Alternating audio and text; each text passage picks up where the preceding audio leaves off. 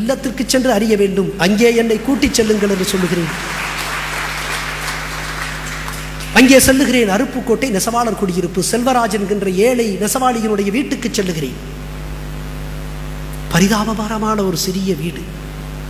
எந்த நெசவாளி என் சமூகத்தினுடைய நாகரிகத்திற்கு வித்திட்டானே, பன்னெடுங்காலமாக என்னுடைய நாகரிகத்திற்கு அடிப்படையை ஏற்படுத்திய உயர்ந்த மனிதன் நெசவாளி, என் மானம் காத்த நெசவாளி.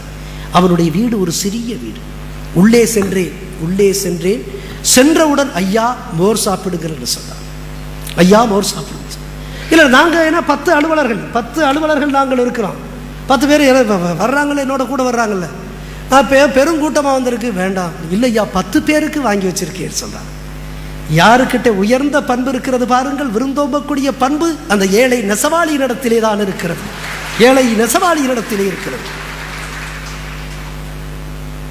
வேண்டாம் சொல்றேன். அப்ப எப்படிப்பா, ஒரு நாளைக்கு எத்தனை புடவை செய்யற? ஒரு நாளைக்கு ஒரு புடவை செய்யறியா? எவ்வளவு நேரமா செய்வீங்க? காலையிலிருந்து காலை 6 மணிக்கு தொடங்கி மாலை 6 மணி வரைக்கும். இடையிலே இடைவேளை 1 மணி நேரம் சாப்பாட்டிற்கு கொஞ்ச நேரம் இருக்கு. காலை 6 மணியிலிருந்து மாலை 6 மணி வரைக்கும் இருக்கிறாயே, வேலை செய்கிறாயே, செல்வராஜ் உனக்கு எவ்வளவு கூலி கிடைக்கிறது என்று கேட்கிறேன். செல்வராஜ் சொன்ன பதில் என்ன தெரியுமா? ஐயா, ஒரு நாளைக்கு 60 to 65 ரூபாய் தான் கிடைக்கும். உண்மை, 60 to 65 ரூபாய். எனக்கு கோபம் கொப்பளிக்கிறது. நான் பார்க்கிறேன், அலுவலர்களை பார்க்கிறேன். உனக்கு என்ன சம்பளம் என்று கேட்கிறேன். ஒரு நாளைக்கு சம்பளம் என்னவென்று 20,000 ரூபாயை வாங்கக்கூடியவர் சொல்லுகிறார், 650 ரூபாய் சம்பளம் ஐயா ஒரு நாளைக்கு. 30,000 ரூபாய் வாங்கக்கூடிய இன்னொரு அதிகாரியை கேட்கிறேன். அவர் சொல்லுகிறார், ஒரு நாளைக்கு 1000 ரூபாய் சம்பளம் ஐயா என்கிறார்.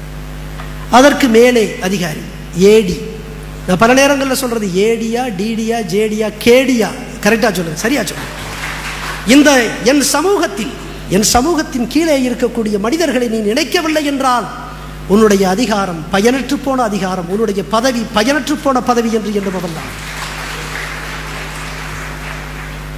ஏடி கேட்கிறேன். அவர் முதுநிலை அலுவலர், 20-25 ஆண்டுகள் அவர் பணியில் வந்திருக்கு. அவருக்கு மாதச்சம்பளம் 60,000 ரூபாய். 60,000 ரூபாய். ஒரு நாளைக்கு 2,000 ரூபாய். ஒரு நாளைக்கு உனக்கு 2,000 ரூபாய். நீ யாருக்காக இருக்கிறாயோ அந்த நெசவாளிக்கு மாதம் முழுவதும் சம்பாதித்தால் கூட 2,000 இல்லை. ஆனால் உனக்கு ஒரு நாளைக்கு 2,000. இது மிகப்பெரிய மோசடி அல்லவா? சமூக மோசடி அல்லவா? இதையெல்லாம் நீங்கள் ஏன் மேலே கொண்டு செல்லவில்லை? இதை பார்த்து உங்கள் மனது அமைதியாக இருக்கிறது என்று சொன்னால் நீ மனிதனே இல்லை என்று நான் சொல்லிக்கொண்டேன்.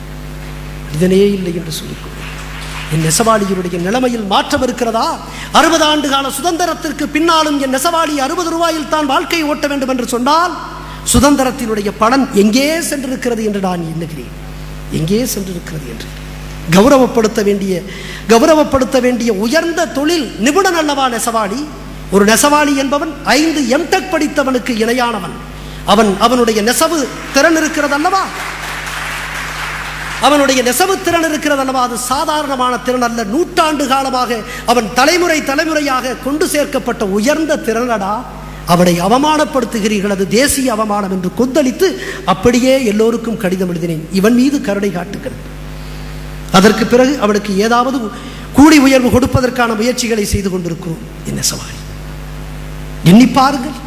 அதனால்தான் நான் இந்த சமூகத்திற்காக யாரெல்லாம் பங்களித்தார்களோ அவர்களையெல்லாம் நான் உயர்வாக, என்னுடைய மாவட்ட ஆட்சித்தலைவர் பணியாக இருந்தாலும் சரி, எந்த பணியிலும் நான் அவர்களை கௌரவப்படுத்தி வந்திருக்கிறேன். நாமக்கல் மாவட்டத்திலே ஆட்சியராக இருந்த பொழுது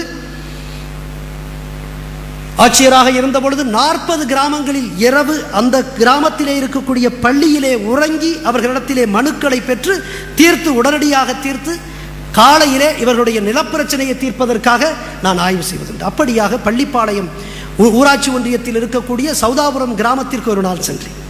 அந்த கிராமத்தில் இரவு முழுவதும் தங்கியிருந்துட்டு மனுக்களை வாங்கி மனுக்கள் தீர்வு கொடுத்து விட்டு காலையிலே 7 மணி போல நில ஆய்வு செய்வதற்காக கிளம்புகிறோம். வாகனத்தில் என்னோடு வருகிறார்கள், பல பேர் என்னோடு வருகிறார்கள். வாகனத்திலே வருகிறார்கள். அப்பொழுது ஒரு காட்சி. அங்கே ஒரு பருத்தி காட்டிலே ஒரு விவசாயி பருத்தி எடுத்துக்கொண்டிருக்கிறார். தன்னுடைய மனைவியோடு கோவணத்தை கட்டிக்கொண்டு எனக்கு ஆடை கொடுப்பவன் கோவணத்தோடே இருக்கிறான். எனக்கு ஆடை கொடுத்து நாகரிகத்தை கொடுத்தவன் என் விவசாயி அங்கே கோவணத்தோடு இருக்கிறான். இந்த காட்சியை பார்த்தவுடன் நான் அப்படியே நிறுத்துகிறேன். ஒரு மாவட்ட ஆட்சித்தலைவருடைய கிராமத்துக்கு வந்திருக்கிறார். எந்த தாக்கமும் அவனிடத்தில் ஏற்படும். அவனுடைய உழைப்பில் அவன் கவனமாக இருக்கிறான். உழைத்தால் தான் உண்ண முடியும். எனவே அவன் எடுத்தான். எடுத்த உடனே இந்த காட்சியை பார்த்த உடனே வண்டியை நிறுத்த சொன்னேன். இறங்குனேன். அவரை கூப்பிடுங்க, இங்கே வாங்க அப்படின்னு கூப்பிட்டு வந்தாங்க. நம்ம அலுவலர்கள் கூப்பிட்டாங்க, வந்தாங்க. உங்களை போன்ற விவசாயிகள் தான் என் தேசத்தினுடைய முதுகெலும்பு. காந்தியடிகள் சொல்லி இருக்கிறாரே, இந்தியா லிவ்ஸ் இன் வில்லேஜஸ் என்று, இந்த தேசம் கிராமங்களில் வாழ்கிறது என்று சொல்லுகிறாரே, அது உங்களால் தான். உங்களால் தான். உங்களிடத்திலே எனக்கு ஒரு கோரிக்கை இருக்கிறது என்று சொன்னேன். கோரிக்கையா ஐயா அப்படின்னாரு. ஏன்னா வழக்கமாக மாவட்ட ஆட்சித்தலைவரிடத்துல தான் கோரிக்கை வைப்பாங்க. இப்போ மாவட்ட ஆட்சித்தலைவரே கோரிக்கை வைக்கிறாருன்னா இது என்னடா வித்தியாசமான, இவர் ஒரு மாதிரியானவர்யா, இது என்ன கோரிக்கை வைக்கிறாரு அப்படின்னு யோசிச்சிருக்கிறான். கோரிக்கை என்னையா கோரிக்கை? அப்படி ஒன்றும் இல்லை, ஒரே ஒரு சின்ன சின்ன ஆசை, உங்களோட ஒரு புகைப்படம் எடுத்துக்க முடியுமா என்று நான் யோசிக்கிறேன். உங்களோடு புகைப்படம் எடுத்துக்கொள்ள முடியுமா என்று யோசிக்கிறேன். என் விவசாயி, எனக்கு உணவிட்டவனுக்கு இதைவிட வேறு என்ன கௌரவம் இருக்கிறது? உங்களோடு புகைப்படம் எடுத்துக்கொள்ள முடியும். அவர் நெளிஞ்சாரு. ஐயா ஒரு வேட்டியை கட்டிக்கிறேன், கோவணத்தோடு இருக்கிறார். வேட்டியை கட்டிக்கிறேனே, இல்லை இந்த கோவணம்தான் என் விவசாயினுடைய அடையாளம், அப்படியே இருங்களே என்று சொன்னேன். ஒத்துக்கொண்டார். அப்படியே அவருடைய தோளில் நான் கையை அடைத்துக்கொண்டு அழகாக எடுங்கள் என்று சொன்னேன். எடுத்தார்கள். எடுத்ததற்கு பிறகு என்னுடைய மக்கள் தொடர்பு அலுவலகத்திலே சொல்லி, நம்மை எல்லாரையும் காட்டிலும் உயர்ந்த தியாகி என்னுடைய விவசாயி, அவனை கௌரவப்படுத்துகின்ற விதமாக இவருடைய புகைப்படத்தை நம்முடைய மாவட்ட ஆட்சித்தலைவர் அலுவலகத்தினுடைய முகப்பிலே வையுங்கள், அதுதான் இவனுக்கு சொல்லுங்கள்.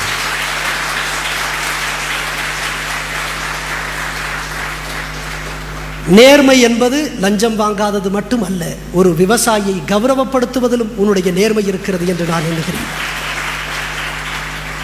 இப்படிப்பட்ட விவசாயிகளும் நெசவாடிகளும் இந்த தேசத்தில் முன்னேற வேண்டும்.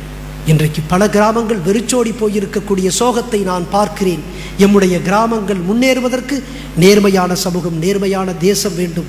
நகரங்களினுடைய அசுரத்தரமான வளர்ச்சி ஒருபுறம், கிராமங்கள் தேய்ந்து கொண்டே போகிறது. யார் நமக்கு உணவளிக்கப் போகிறார் என்கின்ற கேள்வி இருக்கிறது. எனவே விவசாயிகளை முடிந்த அளவுக்கு கௌரவப்படுத்துவதுதான் நேர்மையினுடைய அடையாளம். எனவே ஆட்சியாளர்கள் நேர்மையாளர்களாக இருக்க வேண்டும். அலுவலர்கள் நேர்மையாக இருக்க வேண்டும். 40 ஆண்டுகளுக்கு முன்பாக தமிழகத்தினுடைய கல்வி நிலை 40% இருந்தது. இன்றைக்கு அது 1 மடங்காகி மேலே இருக்கிறது. ஆனால் என் சமூகம் 40 ஆண்டுகளுக்கு முன்பாக நேர்மையான சமூகமாக இருந்தது. இன்றைக்கு கல்வி அறிவு பெருக பெருக நேர்மை குறைந்து போய் பொய்யும் பித்தலாட்டமும் நிறைந்த சமூகமாக இருக்கிறது. எனவே இது எதிலே எங்கோ ஒரு கோளாறு இருக்கிறது என்பதைத்தான் சுட்டிக்காட்டும். நம்முடைய கல்வி முறைகளிலே மாற்ற வேண்டும். சிந்திக்கக்கூடிய கல்வி, சிந்தனையாளர்களை உருவாக்கக்கூடிய கல்வியாக அது அமைய வேண்டும். அத்தகைய நிலையில் நம்முடைய சிந்தனையாளர்கள் உண்மையிலேயே மற்றவர்களை சிந்திக்க வைக்கக்கூடிய ஒரு சூழலை உருவாக்க வேண்டும் என்று கேட்டுக்கொள்கிறேன். ஒரு மன்னன் இருந்தான். அந்த மன்னன் இருந்தான். அவன் காட்டுக்கு வேட்டையாட செல்லுகிறான். வேட்டையாடி முடித்தவுடன் அங்கே உப்பு இல்லை. உப்பு இல்லாத சூழலில் அவன் என்ன செய்கிறான் தெரியுமா? அங்கே இருக்கக்கூடிய வேலைக்காரனை எடுத்து தூரத்திலே தெரிகின்ற கிராமத்திற்கு சென்று இந்த காசை கொடுத்து விட்டு உப்பை வாங்கி கொண்டு வா என்று சொல். அந்த வேலைக்காரன் கேட்கிறான், மன்னா நீங்களோ சக்கரவர்த்தி, மாமன்னர், நீங்கள் ஏன் காசு கொடுத்து வாங்க வேண்டும் என்று கேட்கிறார். அதற்கு மாமன்னர் சொல்லுகிறார், யாரிடத்திலும் ஒரு மாமன்னனே இலவசமாக பெறத் தொடங்கினால் அங்கே எனக்கு கீழே இருக்கக்கூடிய சேவகர்கள் அந்த ஊரையே கொள்ளையடித்து விடுவார்கள். அதற்காக நான் முன்மாதிரியாக இருக்க வேண்டும் என்று சொன்னார். அதற்காகத்தான் எங்களை போன்ற அலுவலர்கள் எல்லாம் முன்மாதிரியாக இருக்க விரும்புகிறோம். ஆபிரகாம் லிங்கன் ஒரு முறை தன்னிடத்திலே, ஆபிரகாம் லிங்கன் மிகச்சிறந்த வழக்கறிஞராக விளங்கியவர். ஒரு முறை அவரிடத்திலே ஒரு வழக்கு வருகிறது. அது நியாயத்திற்கு உகந்த வழக்கல்ல.